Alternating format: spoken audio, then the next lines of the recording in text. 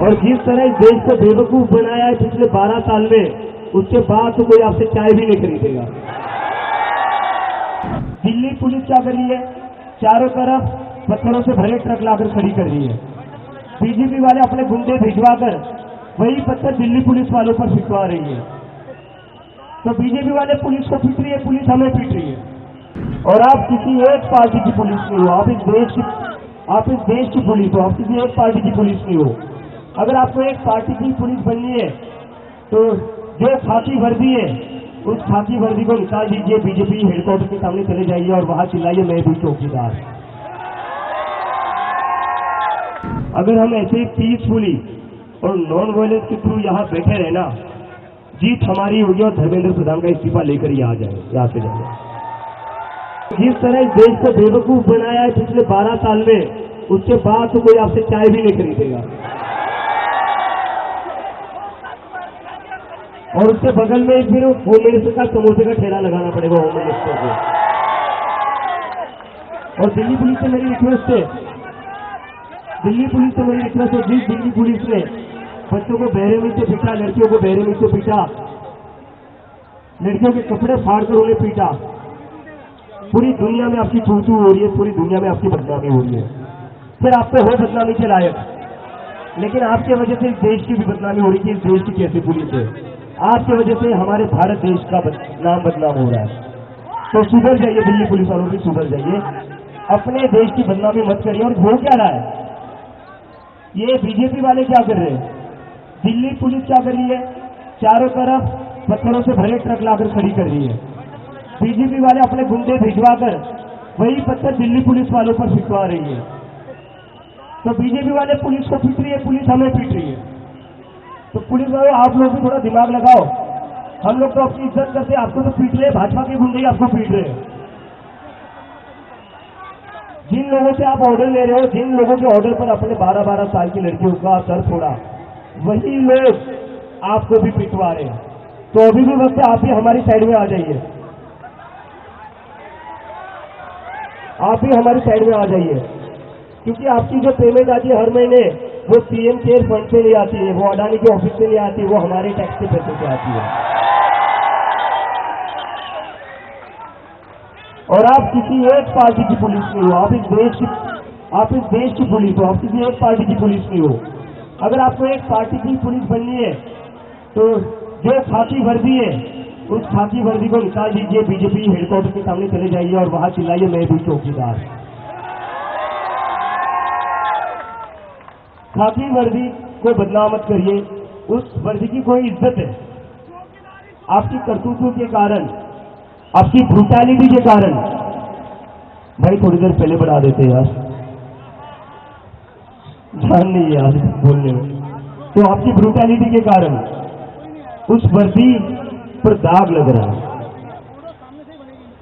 मतलब मुझे तो ये समझ में आता है, जिन दिल्ली के पुलिस वालों ने 12-12 साल की लड़कियों के सर फोड़े, वो घर जाकर अपने बच्चों को क्या कहते होंगे?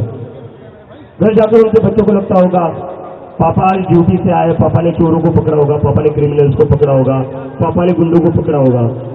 लेकिन पापा क्या करके आए? पापा 12 साल की बच्ची का सर फोड़कर आए। पापा क्या करके आए?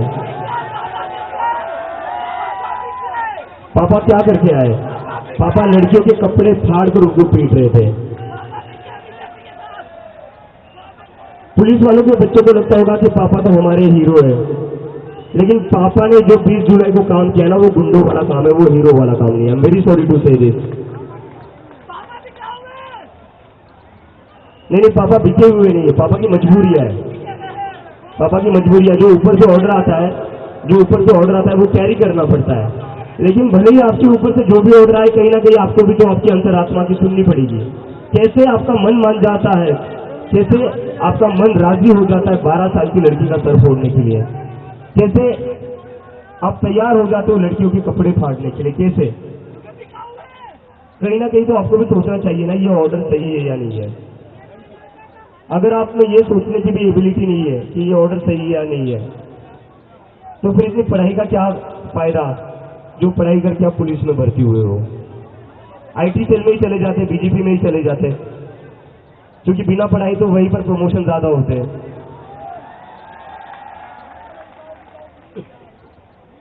और मैंने एक पोस्टर देखा सोशल मीडिया पर ना, एक पोस्टर काफी वायरल हो रहा है, जो काफी सही पोस्टर था। वो पोस्टर क्या था? वो पोस्टर था बीजेपी वालों के लिए कि स्टूडेंट्स से इसलिए पेड़ दिया, अगर रेपिस्ट होते तो एमएलए या एमपी बना देते।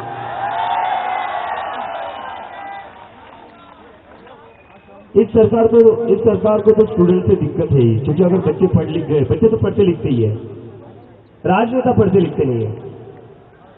इनके बच्चे भी मतलब आधे से ज्यादा इनके जो बच्चे हैं वो मेरे साथ ही बोस्टन में पढ़ते थे। इन सबके बीजेपी के जितने भी मिनिस्टर थे वो मेरे साथ ही बोस्टन में थे, कुछ लोग कोलंबिया न्यूयॉर्क में थे।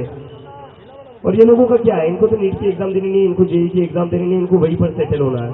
और ये अपने देश भी तभी वापस आते हैं जब इनको एमएलए या एमपी की टिकट मिल जाती है। चलो ठीक है, पापा का रिटायर होने का समय आ गया है, तो अब बेटा आगे घर बढ़ाएगा, बेटी जो पॉलिटिक्स आगे बढ़ाएगी। और जो बेटा इलेक्शन नहीं लड़ सकता उस बेटे को बीसीसीआई का अध्यक्ष बना देते हैं। तो पूरे देश के इंस्टीट्यूशंस को, पूरे देश को इन लोगों ने एक तरीके से प्राइवेट कंपनी बनाकर रखा है। लेकिन मेरे मन में ये सवाल है, प्राइवेट कंपनी का सीईओ कौन है? नरेंद्र मोदी जी है या अडानी जी है? आपने प्राइवेट कंपनी तो बना दी, लेकिन सीईओ कौन है ये भी थोड़ा बता दीजिए, क्योंकि बहुत सारा कंफ्यूजन रहता है। क्योंकि सारे टेंडर, सारे कॉन्ट्रैक्ट्स तो किसको मिलते हैं? किसको मिलते हैं? अब मोदी जी इतने सेल्फलेस तो हो नहीं सकते कि वो खुद का घाटा करके अदानी जी को सारे कॉन्ट्रैक्ट दे दे। देखिए मोदी जी, मैं यही कह रहा हूं आपको, धर्मेंद्र प्रधान का इस्तीफा ले लीजिए, वरना बहुत आगे जाएगी बात। फिर बात धर्मेंद्र प्रधान तक नहीं रहेंगी, आपके सारे काले चिट्ठे निकाले जाएंगे। किस तरह से आपने इस देश के जंगलों को बेचा है, देश के एयरपोर्ट को बेचा है और एक इंसान को दे दिया। इस देश की जनता गरीब से गरीब होते जा रही है और एक इंसान है, बस एक ही इंसान है जो अमीर होते जा रहा है, बाकी पूरी जनता गरीब होते जा रही है।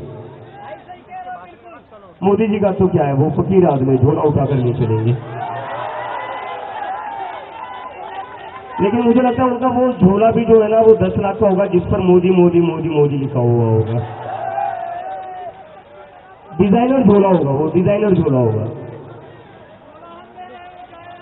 तो मोदी जी, मेरी आपसे फिर से रिक्वेस्ट है, धर्मेंद्र प्रधान का इस्तीफा ले लीजिए, वरना बात सिर्फ धर्मेंद्र प्रधान के इस्तीफे की नहीं रहेगी, बात आपके इस्तीफे पर भी आ जाएगी। और वो आएगी, जैसी आपकी हरकतें आएगी, वो इतना तो मैं आप लोगों को कहता तो आएगी बात। गलती से देगा तो नहीं, तो ये स्टूडेंट की सुन लीजिए, एक इनकॉम्पिटेंट, एक फेल्ड मिनिस्टर इस देश के करोड़ों स्टूडेंट से ज्यादा इंपॉर्टेंट नहीं हो सकता। और अगर एक फेल्ड और इनकॉम्पिटेंट मिनिस्टर इन करोड़ों स्टूडेंट से ज्यादा इंपॉर्टेंट है, तो याद रखना, चुनाव में आपको इनमें से कोई भी वोट नहीं करेगा।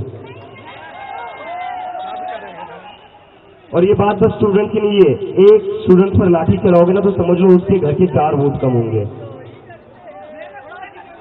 मोदी जी को बाकी चीजें समझ में आती है, उनको बस वोट की भाषा समझ में आती है, बस वोट्स की भाषा समझ में आती है। तो मैं सिंप्लीफाई करके बता देता हूं, अगर एक स्टूडेंट पर लाठी चलेगी तो उसके घर पर ना उसके माँ बाप आपको वोट देंगे, ना उसके भाई बहन उसको वोट देंगे। तो एक स्टूडेंट पर लाठी चलेगी तो 4 वोट कम हो गए। और वैसे भी आपको वोट मिलकर कितने वोटों से आप प्रधानमंत्री बनते हो? 35-40% वोट से वोट शेयर से आप प्रधानमंत्री बने हो। 60% देश की जनता तो वैसे भी आपके खिलाफ है। उस 40% में से भी अगर 20% कम हो गए तो रेलवे स्टेशन पर चाय की टपरी खोलनी पड़ेगी। तो ठीक है दोस्तों, कोई बैठकर थका तो नहीं है?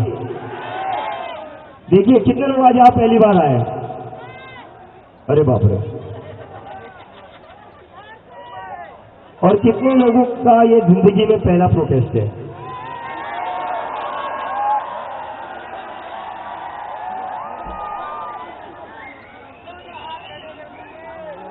This is really nice, this is really nice.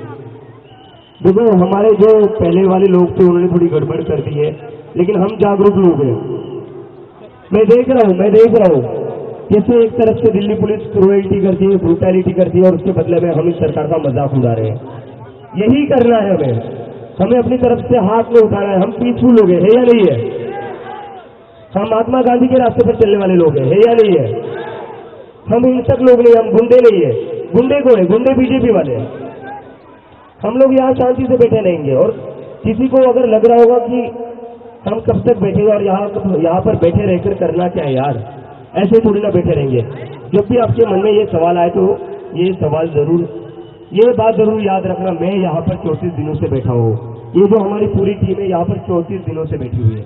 तो अगर 1 या 2 दिन आपको यहाँ बैठकर लग रहा होगा कि यार यहाँ पर बस बैठे हुए हैं, कुछ हो नहीं रहा है, अगर हम ये सोचते कि यहाँ बैठकर कुछ होगा नहीं, बस बैठे रहने में क्या पॉइंट है, तो आज इतने सारे लोग यहाँ आते हैं। आज देश भर में आंदोलन नहीं होता। पीस और नॉन वायलेंस में बड़ी ताकत है। देर लगता है, पीस और नॉन वायलेंस को देर लगती है, शॉर्टकट नहीं है वो, शॉर्टकट नहीं, हार्ड वर्क। तो पेशेंस और रिजिलियंस बहुत ज्यादा जरूरी है। लेकिन मैं अगर कहता हूँ आपको, मैं ये गारंटी से कहता हूँ, अगर हम ऐसे पीसफुली और नॉन वायलेंस के थ्रू यहाँ बैठे रहे ना, जीत हमारी होगी और धर्मेंद्र प्रधान का इस्तीफा लेकर यहाँ से जाएंगे। प्रभातखबर.com, विश्वास वही, रफ्तार नहीं।